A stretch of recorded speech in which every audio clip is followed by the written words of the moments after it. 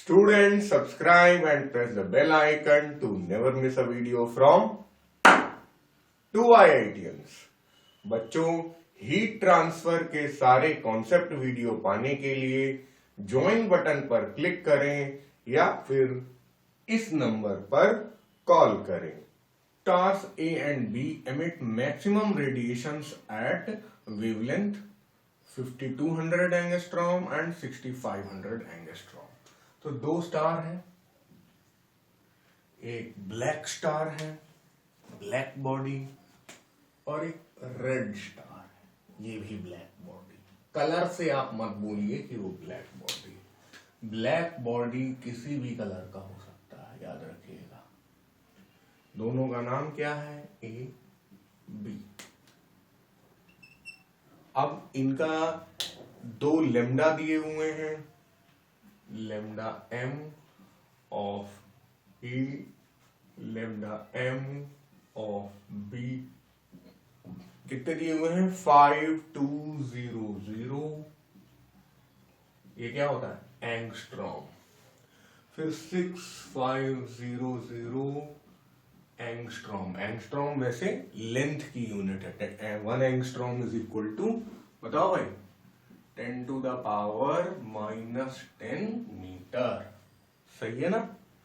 और लेकिन इस चीज को हम लोग वेवलेंथ में भी यूज करते हैं भाई। वेव लेंथ, वो भी लेंथ हो गई, है ना? If the temperature of A is 6000 kelvin, यानी कि temperature of A is equal to 6000 kelvin. Calculate the temperature, then what is the temperature of B? Temperature of B आपको बताना। तो देखने में काफी डेंजरस टाइप लग रहा है। यहाँ पे हम लोग लगाएंगे वियन्स डिस्प्लेसमेंट लॉ। ये जो लिखा हुआ है ये वही है, वियन्स डिस्प्लेसमेंट लॉ। ठीक है?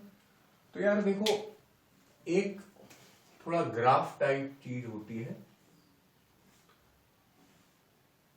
ठीक है? अब ग्राफ का क्या मतलब है कि आपको प्लॉट किन्हीं दो चीजों में करना पड़ेगा, है कि नहीं? तो दो चीज जो जिनमें आप प्लॉट करेंगे, इस साइड तो होगा लेमडा और इस साइड होगी एनर्जी। तो ऐसा पाया गया है जब भी कोई बॉडी रेडिएशन एमिट करती है तो वो हर तरह के रेडिएशन एमिट करना शुरू करती है जैसे जैसे गर्म होती जाती है। तो अगर कम टेम्परेचर है तो रेडिएशन एनर्जी कम होगी और एक पीक टाइप का आ जाएगा। अगर टेम्परेचर ज्यादा है तो रेडिएशन एनर्जी ज्यादा होगी। रेडिएशन एनर्जी कैसे निकालते हैं? इस कर्व के नीचे एरिया कैलकुलेट कर देते हैं। तो अब रेड वाले का ये लेमडा एम हो गया और ब्लैक वाले का एक और लेमडा, एक और लेमडा हो गया।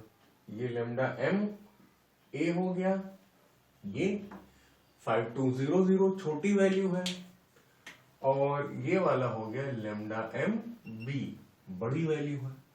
तो ये जो वीएन है, इन्होंने बोला कि यार आप लोग एक मेरा कांस्टेंट ले लो बी, और ये सारे ग्राफ यहाँ पे ये याद रखना, ये टी ए अलग होगा। टी ए अलग टेम्परेचर पे, एक टेम्परेचर फिक्स कर दिया गया, उस टेम्परेचर पे लाल वाला ग्राफ प्लॉट किया गया। फिर एक और टेम्परेचर फिक्स कर दिया गया, उस टेम्परेचर पे एक काला वाला ग्राफ प्लॉट किया। ठीक है? तो ये भी, इसको टी भी कर दो, ठीक है? क्योंकि हम लोगों ने लेमडा एम को छोटा माना। वीएन ने एक और बात बोली थी कि जैसे जैसे टेम्परेचर बढ़ता जाता है तो इनका पीक वाला जो लेमडा होता है, जो पीक होती है, वो लेफ्ट साइड में आती जाती है, यानी कि शॉर्टर वेवलेंथ में हम लोग आते जाते हैं। फिर से सुनिए, जैसे जैसे टेम्परेचर बढ़ता जाता है तो वैसे वैसे एनर्जी तो बढ़ेगी, है ना? एनर्जी अंडर द कर्व जो होगा वो तो बढ़ेगा, लेकिन पीक जिस लेमडा पे आती है वो लेफ्ट साइड में शिफ्ट हो जाती है, इसीलिए इसको वियंस शिफ्ट भी कहते हैं और इसीलिए वियंस डिस्प्लेसमेंट लॉ है। तो डिस्प्लेसमेंट किस साइड हो रहा है, हायर लेमडा से लोअर लेमडा के बीच में। तो वो ये कह रहे हैं टेम्परेचर बढ़ेगा तो लेमडा कम होगा। तो अब इसको देखो, lambda M directly proportional to 1/t कर सकते हैं कि नहीं, lambda M proportional to inverse of T, ये भी कह सकते हैं आप, या lambda M is inversely proportional to T, चाहे जैसे कहें। ये भी वियंस डिस्प्लेसमेंट लॉ का ही एक हिस्सा है, एक तरीका है लिखने का।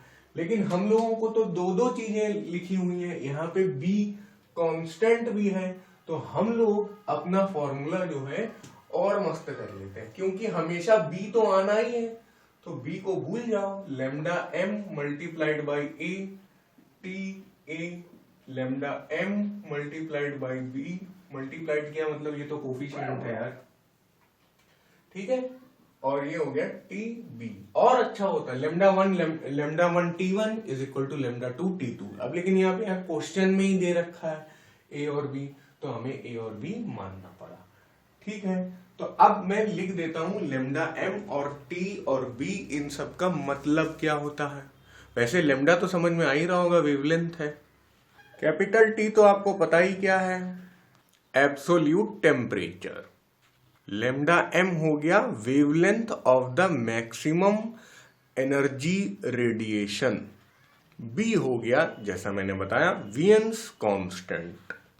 कांस्टेंट है तो उसकी वैल्यू भी होती है 2.9 इंटू 10⁻³ मीटर केल्विन, अजीब सी यूनिट है, मीटर मल्टीप्लाइड बाई केल्विन। और हो भी क्यों ना, क्योंकि देखिए lambda T is equal to B है, टी केल्विन में नापा जाएगा, लेमडा एम मीटर में नापा जाएगा। तो वियंस कांस्टेंट की ये वैल्यू कैलकुलेट करके वीएन ने निकाली थी। लेकिन हमें ज्यादा चिंता नहीं करनी, इस क्वेश्चन में सच बात यह हमें बी की जरूरत भी नहीं है। ये सारी बातें मैंने आपको सिखाने के लिए लिखी हैं, आपको एग्जाम में इसी से शुरू करके लिख लेना है बाय वियंस डिस्प्लेसमेंट लॉ, ये लिख दीजिए और बस ये चारों वैल्यू यहाँ पे प्लग इन कर दीजिए, ठीक है। आगे क्वेश्चंस में मैं ऐसे ही करूंगा।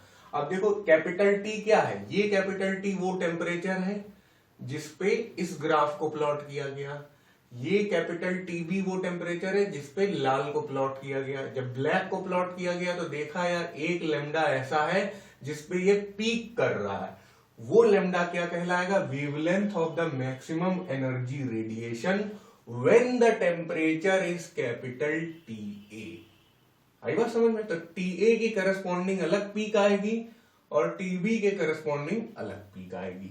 इसी को वीएन ने एक बहुत ही सिंपल फॉर्मूला में लिख दिया, lambda T is equal to constant, बस। अब पता नहीं बी नाम क्यों दिया, ये आप लोग कमेंट्स में बताइए, बी नाम क्यों दिया।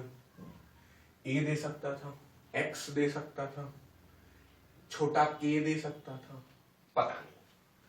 ओके, तो लेमडा एम ए 5200, बी की जरूरत भी नहीं है, टी ए 6000, ये इक्वल टू है लेमडा एम क्या है 6500 मल्टीप्लाइड बाई टी बी। तो टी बी क्या हो जाएगा 5200 इंटू 6000 डिवाइडेड बाई 6500, ये जीरो कैंसल। अब देखो भाई पहाड़े आना बहुत जरूरी है, 13 का टेबल, 13 4 जा 52, 13 5 जा 65, अब 5 काटेगा 1200। अभी भी मौका है, आप 11th क्लास में आ चुके हैं, अब तो पहाड़े आने ही चाहिए। 4 इंटू 12 4800 केल्विन। सो आपसे पूछा क्या गया था, what is the temperature of B, temperature of B is 4800 kelvin.